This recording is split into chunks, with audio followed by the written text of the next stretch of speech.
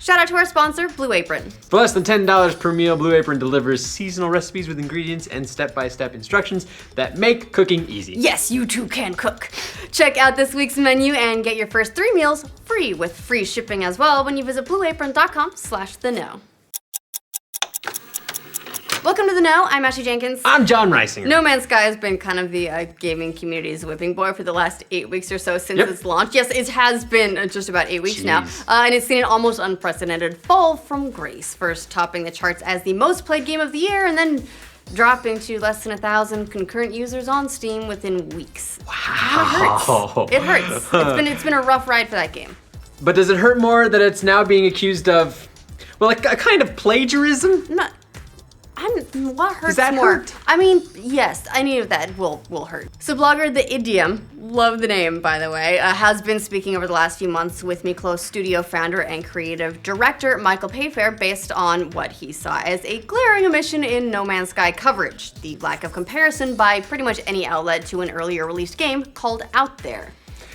Which is pretty fair. After No Man's Sky released, there were a lot of articles floating around with similar games that might scratch a similar itch, and Out There made almost no appearances. Possibly because it has the distinction of being so indie, no one knew it was there.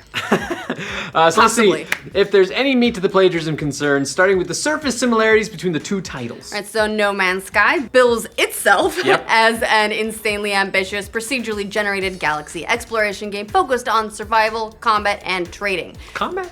Well, I mean, you fight stuff you get attacked by stuff all the time, and pirates. Okay, I'll keep my comments to myself. Yeah, players can explore quintillions of unique planets in a shared universe, meet and trade with different aliens, and mine planets for the resources to continue their journey through the stars. Meanwhile, Out There begins with the player lost in space and gathering resources from planets to survive while upgrading their ship to hop from one rock to another, keeping themselves alive as they strive toward their final destination.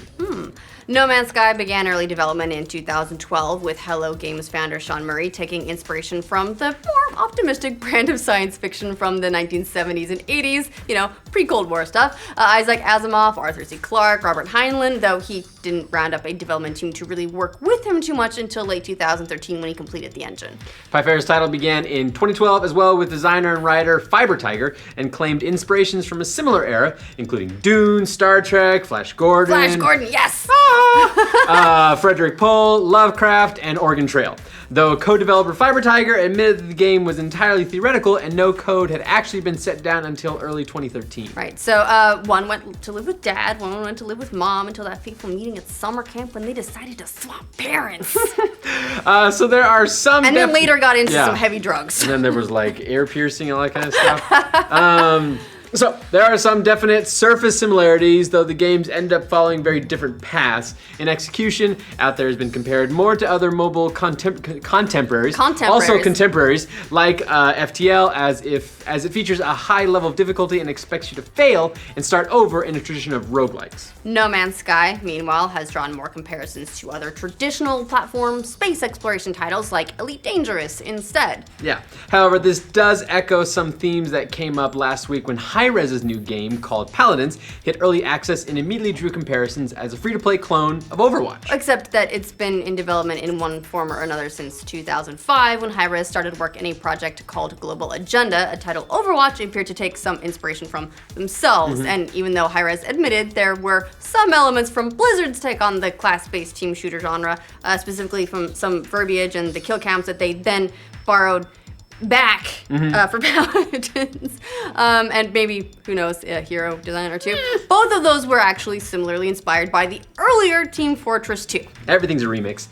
Point being, art is kind of incestuous and or remix if you don't want to be sexy about it.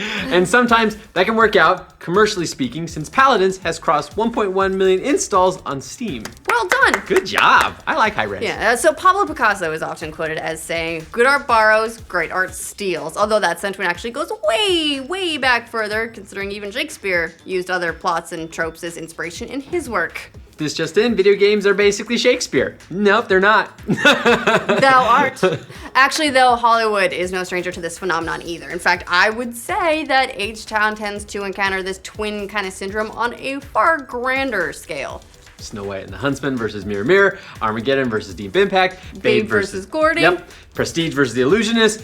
Dante's Peak versus Volcano. And TV versus The Truman Show. White Earth versus Tombstone. Olympus Has Fallen versus White House Down. Jungle Book and... Jungle Book!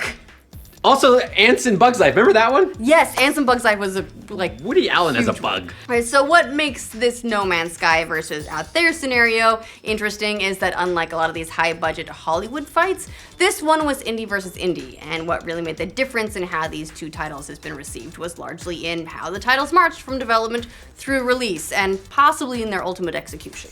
No Man's Sky was announced with great fanfare during the VGX Awards and immediately secured a deal with Sony for publication and promotion funding. Whereas Out There is an indie title, maybe a super indie title even, that was quietly released on mobile platforms in 2014 and came to more traditional gaming platforms like Steam more than a year later. Funnily enough, developer Miklos Studios opened their game for pre-order on December 4th, 3 days before No Man's Sky made such a splash with its announcement. I wonder if they were just like, and come on.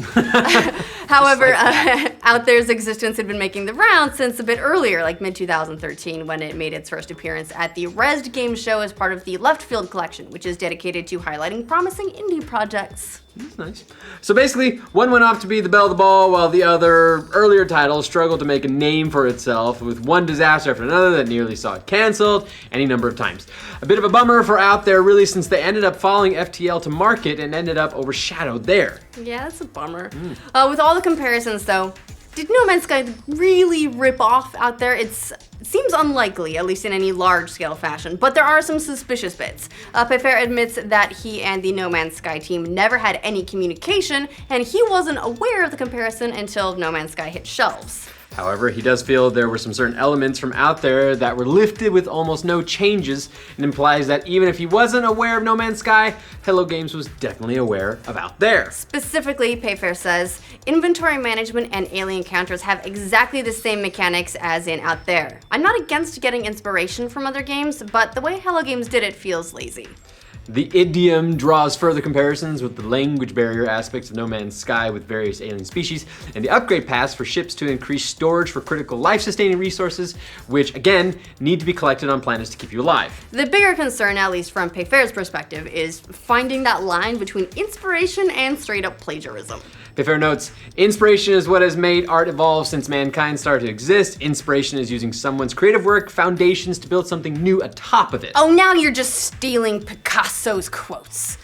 He actually used a 1980 Atari game called Captain Blood as a good example. That served as the basis for Out There's language mechanics with its symbol-based execution, which Miklos then adapted to their own needs. And then he continued, Hello Games just copied and pasted our dialogue mechanics without even changing a thing. So, a bit sore about the lifted elements? Sure.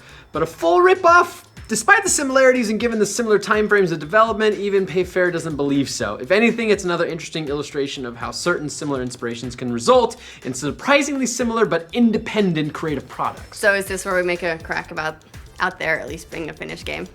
Because Yeah. we can do that if you want. I mean, you know, do we want to go like salt levels normal or salt levels super high? I'm usually default level high. All right, so, hey man, at least Out There's finished. Hey, what do you guys think about No Man's Sky versus Out There? Are you going to check out the latter after being disappointed in the former, or are you happy with your choice? Let us know in the comments. And if this is your first time watching The Know and you're enjoying the cut of our jib, why not subscribe? We'll cut your jib with video game news every single day, and then you'll be sorry. Or hopefully not too sorry. We'll cut you. Subscribe anyway. Thanks to Blue Apron for sponsoring this update. Blue Apron helps you become a wunderkind in the kitchen. They offer new recipes for you to try every week with no weekly commitment, so you get deliveries when you want them. Yeah, and every meal comes with a step-by-step recipe card and all the highest quality ingredients pre-measured that you need to make your meal in 40 minutes or less. You can check out this week's menu and get your first 3 meals free with free shipping when you visit blueapron.com/theknow. Free food, right? What's not to love?